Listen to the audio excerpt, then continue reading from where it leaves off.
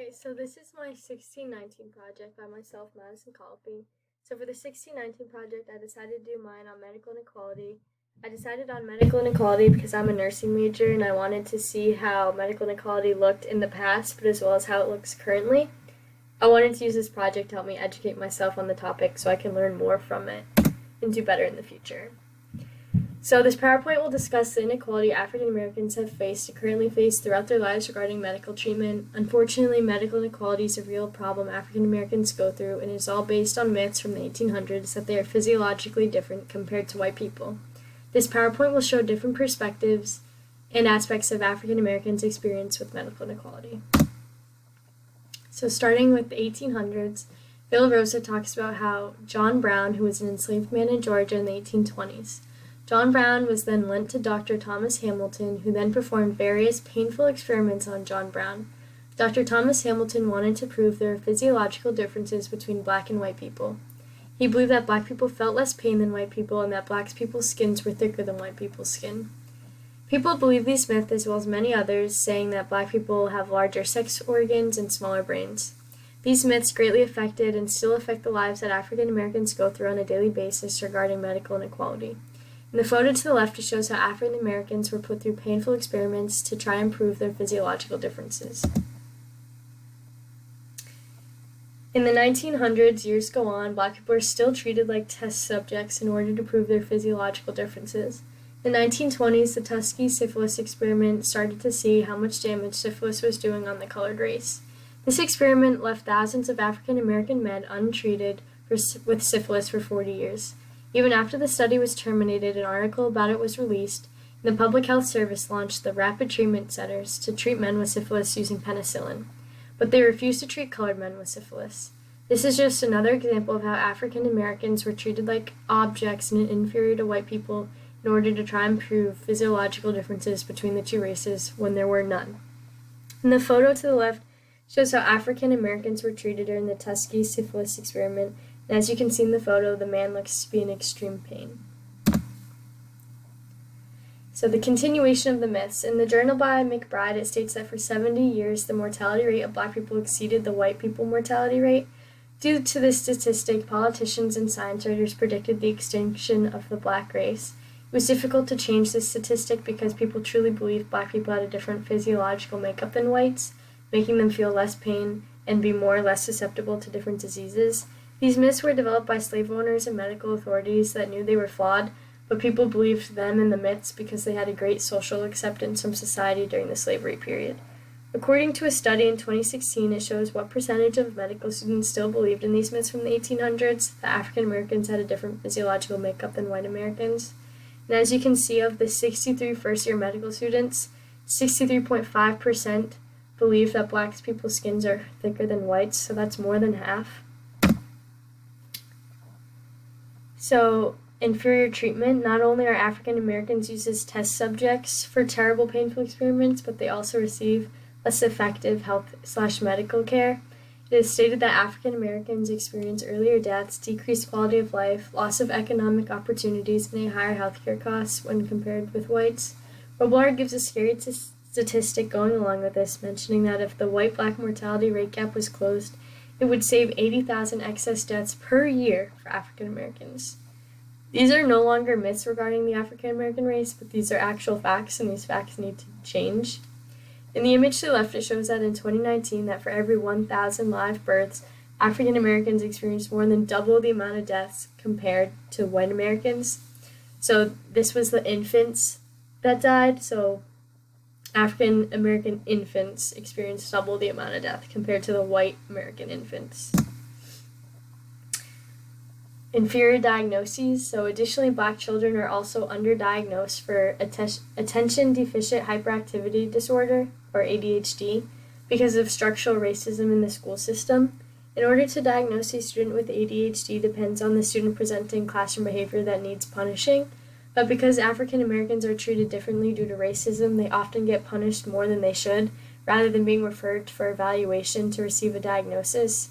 This allows for African American children to be greatly underdiagnosed for ADHD because they have a higher chance of being punished instead of getting the help they truly need, all because people will biasly judge their behavior based on their skin color.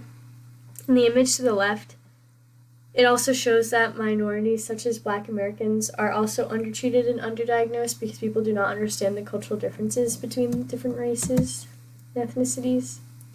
So some more recent examples, even today in America in 2020, the racial discrepancies are noticeable. When COVID-19 deaths were reported by race and ethnicity by the CDC in April of 2020, it was clear that Black deaths were much higher than any other ethnicity reported. It was unfortunate that even today, after all these years have been passed, that racism is still relevant when it involves the health of others. There needs to be an overall change in healthcare to create equity for all. In the photo to the left, it shows statistics from 2021 that Black Americans experience more than triple the amount of deaths for every 10,000 people from COVID-19 compared to white Americans. So I'm using this slide to explain the difference between equality and equity. So equality means giving everyone the same resources regardless of need, while equity means giving everyone the resources they need to ensure everyone is able to achieve the same goal. I felt this was an important quote to provide an understanding of the difference between equality and equity when discussing the discrepancies in the medical field regarding African Americans. So as you can see in the photo below, the top half is equality, where everyone was given the same size bike, even though it's obviously too big for the little boy, too small for the tall man, and obviously isn't going to work for the guy in the wheelchair. So at the bottom it shows equity, how everyone's given a bike that fits their needs so they can all get to the same place. So this image shows the underlying health conditions that caused the COVID-19 deaths, proving how there's a bias against the African American race in the medical field. So as you can see in the cartoon, this cartoon's from the Philadelphia Inquirer, that the doctor's saying that many of the COVID fatalities had underlying conditions, but the underlying conditions that he's talking about aren't like health related. It's either you're poor, you're Black, or you're a nursing home resident, so they just weren't giving you the treatment you needed. Here's another slide that there is additional information proving how African Americans experience medical inequality. African American women are 3 times more likely to die during childbirth compared to white women. This is a huge gap between the two races, and the consequences based on skin color could be fatal. So as you can see, way more Black women died compared to white women when giving birth. Then I have this video from PBS, and it talks about the racial care gap and bias in medical treatment for people of color. The survey of more than 500 people, 400 of them medical students, found implicit bias exists that may help explain why Black people are sometimes undertreated for pain. Among its findings, medical students believed that African Americans felt less pain than white patients and even thought their skin was thicker. For more on this perplexing discovery, we turn to Dr. David Satin of the University of Minnesota Medical Center and Dorothy Roberts of the University of Pennsylvania. Thank you both for joining us. Dr. Satin, try to describe this disparity for me. Why does this exist and is it new? So we've known that this has been an issue for at least a couple decades. And every now and then a study comes out that underscores the need for the field of medicine, and in particular medical education, to do some work and get it right. So this is a problem, and it's been a problem, and hopefully this study will spur on more activity. Dorothy Roberts, is this a medical problem or a sociological problem? It's both. I think what's really important and fascinating about this study is that it for the first time links what we've long known as undertreatment of pain for Black patients with doctors, or at least medical students, false beliefs about biological differences based on race. And those beliefs, as the study's shown, are widely held by lay people as well. They're deeply embedded, long-standing myths about racial difference, especially biological differences between races, which goes back to the very concept that race is a biological difference that is widespread in U.S. society. So it's sociological as well as medical. Dr. Satin, I have to say, the thing that surprised me the most was that medical students would think this way as well as lay people. So are they being taught this? Is this something they just bring with them? Unfortunately, it's both. So medical students, doctors are people too. We live in society and we're exposed to the same decade after decade experiences that determine our beliefs. However, one of the things one of the medical students pointed out to me this morning is that some of these false beliefs seem to peak in second year medical school, as students prepare for the boards and have been memorizing these associations to answer on the board exams. This is a taught behavior or action. This is a conscious stereotype as well as a subconscious one. Absolutely. It's deeply rooted and fundamental to the way medical education works in the United States. Students are taught to notice the race of their patients, to treat their patients differently because of race, and they're taught that that's because of fundamental biological differences between people of different races. So while this is in part based on myths and stereotypes that are widely held in U.S. society, it's also based on the way students are taught to treat patients in medical schools. It requires a radical change in medical education to address this, not only address way in which human beings are treated and differences are considered in medical education. There are actually, to be fair, race, not specific exactly conditions, but medicines and conditions which are more likely to affect women's health. Those are controversial. We know that race is actually a socially constructed concept. It's not biological nor is it genetic, as we learned from the Human Genome Project. And so while there are some associations, those are largely due to social effects. How we're raised, often ethnicity plays a factor, but they're not biological effects. By the environmental effects, perhaps? Well, I think what's really important for medical students to understand what their teachers to teach them is the difference between health outcomes, these are health outcomes, and the idea that they're caused by innate biological difference, which is false, versus how racism does affect you based on social equality, not because of innate biological genetic differences between races. And this study points out how dangerous it is to continue to teach medical students that race is a norm and it produces these differences in health or experiencing pain based on biological differences between the races. Let me ask you, this was a huge study for many people, but what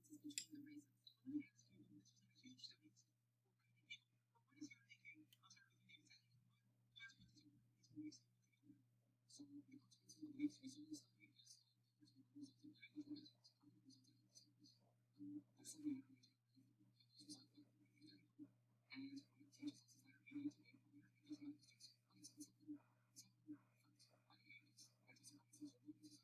that we and what it teaches us is that we need to be aware of these methods. It's important. It's important. I have this participants in the society and look to responsible access projects to cover those. But it also requires a fundamental change in the way in which medical education works, moving away from teaching students that the races are different because of some kind of innate biological difference that causes health disparities, and instead showing how racism and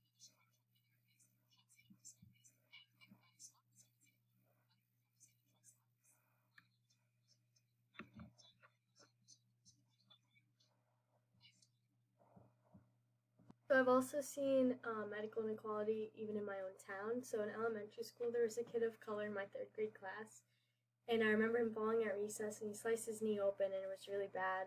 But because he was a kid of color, and there was this myth of a belief that African Americans do not feel pain as bad as white people, so this kid in my class was not sent to the hospital until almost like an hour after the accident. His parents weren't called until like half hour after that, and little did we know the kid actually needed 6 stitches in his knee. The whole situation was handled like very poorly.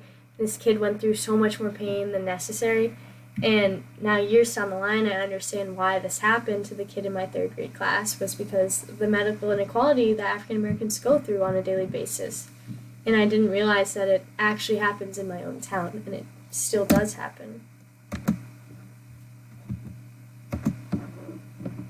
In conclusion, this racial inequality is seen in our nation, the United States of America today.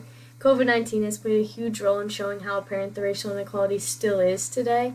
After looking at the childbirth mortality rate in America based on skin color, it proved the point even more. This racial inequality needs to be fixed in order to save lives. It is completely unfair that people are dying basically on their skin color. In order to address this in America, hospitals should offer training on racial sensitivity in order to stomp out those myths about the different race. In addition, it should be brought up more in nursing school or med school in order to cut out the bias before it can even begin. Medical insurance should also be available for all, as it is a source of equity, because all Americans should get the essential tools required to save their lives. It should not be based on income or your skin color. And as you can see in the picture to the left, it does show in the year of 2018 how many people did not see a doctor because of cost, which means they probably didn't have health insurance because of whatever reason. And as you can see, there are higher percentages in the Black and the Hispanic races. But yeah, that is my 1619 project. That is the last slide, and that's everything I learned from medical inequality. I did not realize how huge it was. I believed it was more in the 1900s. I didn't realize that it was still this huge thing happening every day, even in my own town, which I didn't even pick up on until this project brought it to my attention. But yeah, thank you for watching.